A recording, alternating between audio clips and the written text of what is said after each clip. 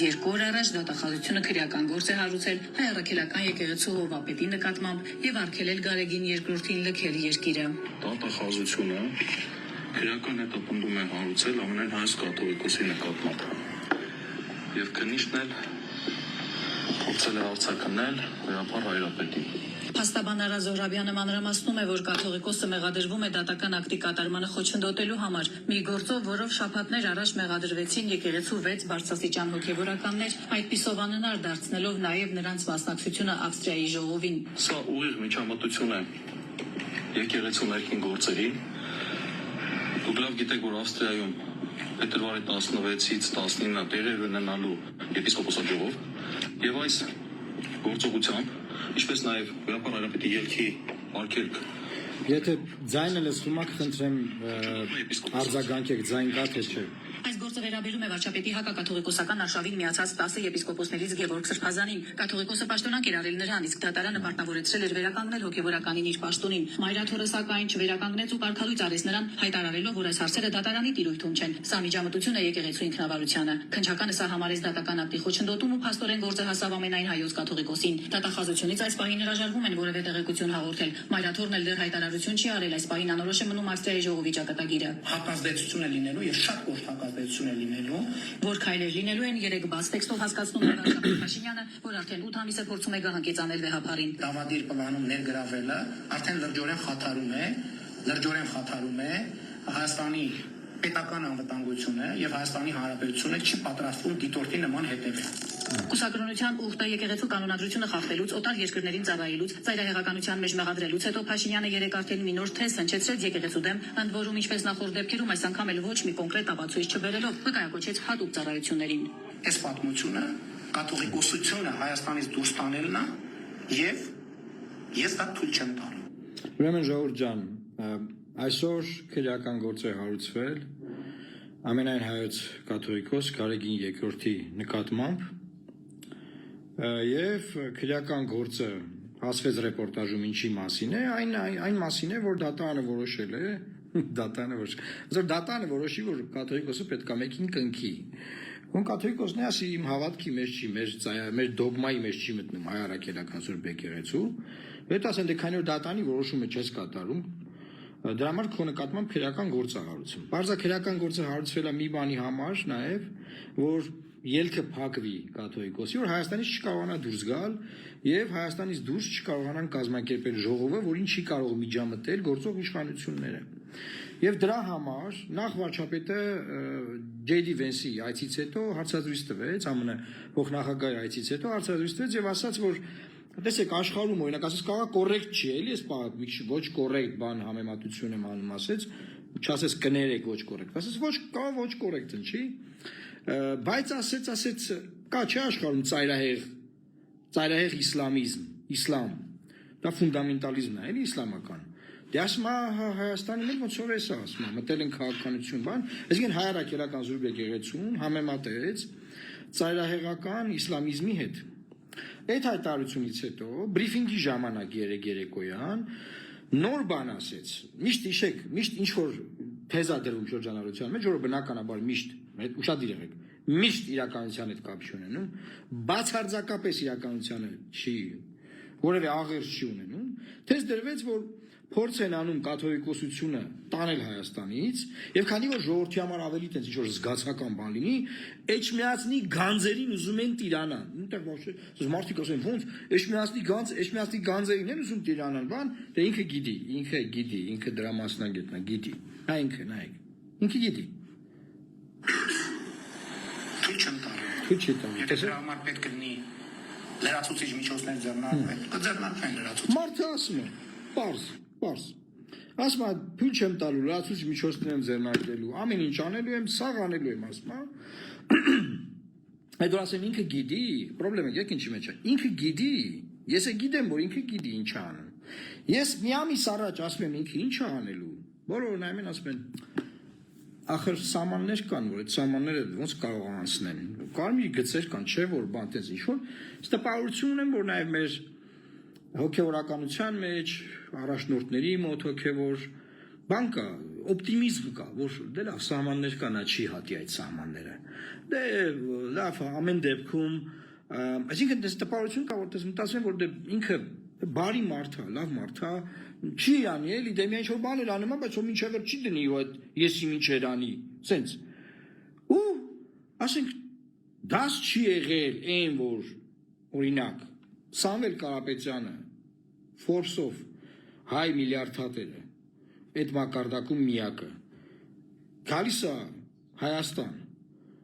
իր անձնական առիթով եւ հետո ասենք ի պաշտպանություն եկեղեցու կարճ հայտարարություն անում, ասենք 30 վայրկյանանոց այդ մարդը մինչև այսօր կալանավորված է։ Մինչև այսօր կալանավորված է։ Այսինքն ես չեմ հասկանում, էլի, եթե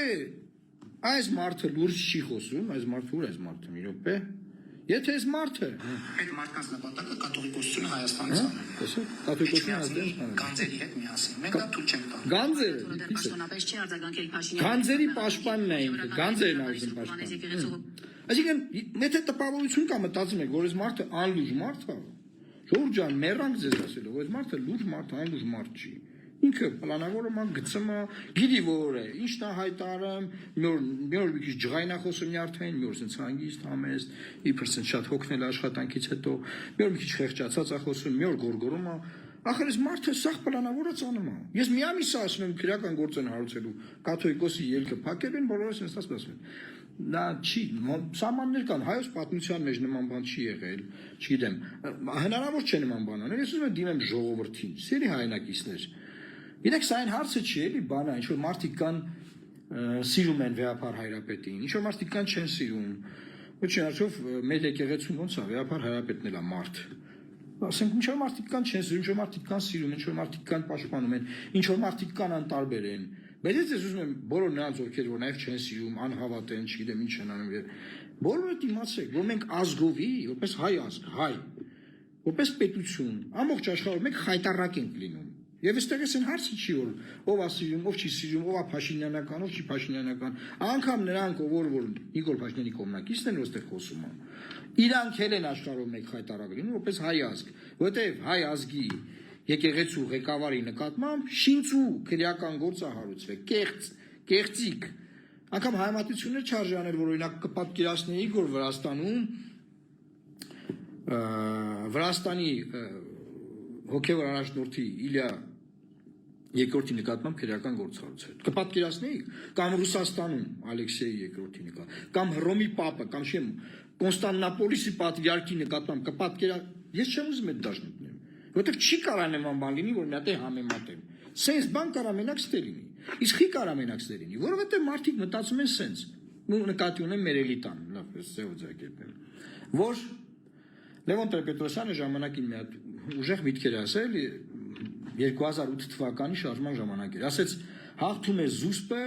հաղթում է ինքնավստահը, այլ ոչ թե հախուռն կամ խելագարը։ Լևոն Տեր-Պետրոսյան։ Ժողովուրդ ջան, այդ ժամանակներն անցել են։ Նախ այն ժամանակ էլ չհաղթեց զուսպը։ Չեղավ, զուսպը չհաղթեց։ Կամ եթե նայենք զուսպը այն ժամանակ ով էր, որ զուսպեր հաղթեց։ Բացարձակապես ընդդիմությունը չէր, որ զուսպեր ու հաղթեց։ Նրանք էին զուսպ ու հաղթեցին։ Տենց հանգիստ, տենց իմացան ինչ են անում, արեցին տարիներ ձգձգվեցին շարժումը, պտտին ամեն ինչ մարեց եւ սա անցավ գնաց։ Հետո եկավ 2018 թվին, այդ ամեն ինչը դուսկցեց, բայց հետ գամ։ Հիմա սիրելի հայրենակիցներ, չի հաղթում զուսպը եւ չի հաղթում համբերատարը։ Իմ մոտ տպավորություն կա, որ մեր հոգեորականների մոտ տարբեր քաղաքական շրջանակներում մտածում են, որ մենք զուս, հանգիստ, այսպես մնանք, այսպես բան անենք, ման մենք կհաղթենք։ Չէ, ժողովուրդ ջան, դուք չեք հաղթելու։ Չեք հաղթելու դուք։ Որտեղ հիմա չի հաղթում զուսպը, հիմա հաղթում է անզուսպը, հաղթում է հախուռնը, հաղթում է խելագարը։ Տեսեցիք ով է հաղթում հիմա։ Եվ տենց է լինելու։ Հիմա չեք հավատում։ Հիմա այս ամիսները կանցնենք կտենակ, որ էլի ես ճիշտ էի։ Ինչի՞։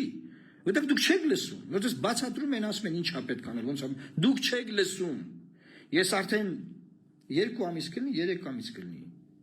4 ամիս կլինի, որ անդադար բացատրում եմ թե ինչ է պետք անել։ Այդտենց յուրաքանչյուրը մտածում է, որ ինքը տենց իրանք գիտեն ինչ պետք է անեն։ Լուրջ եք ասում, որ դուք գիտեք ինչ պետք է անեք, ոնց արել են, որ ամեն անգամ թարսա դուրս գալիս ամեն ինչ։ Դե գիտեք անեիք, բարեք, ուր եք բա չկա։ Ինչ եք անեմ։ Թե բա հաղթում է համբերատարը, մենք համբերատար, այսինքն մենք կուր ենք, բան։ Ուրեմն ես ձեզ ասեմ, մինչև ընտրություններ, շատ էքսեսներ չեն սպասվում եկեղեցու դեմ պայքարի շրջանակներում, ուղղակի թույլ չեն տա ժողովը տեղի ունենա, թույլ չտվեցին արդեն։ Հիմա կարող փորձեն օնլայն անեն, այդտեղ է մի բան կմիջամտեն, բայց անդադ մի բան կլինի։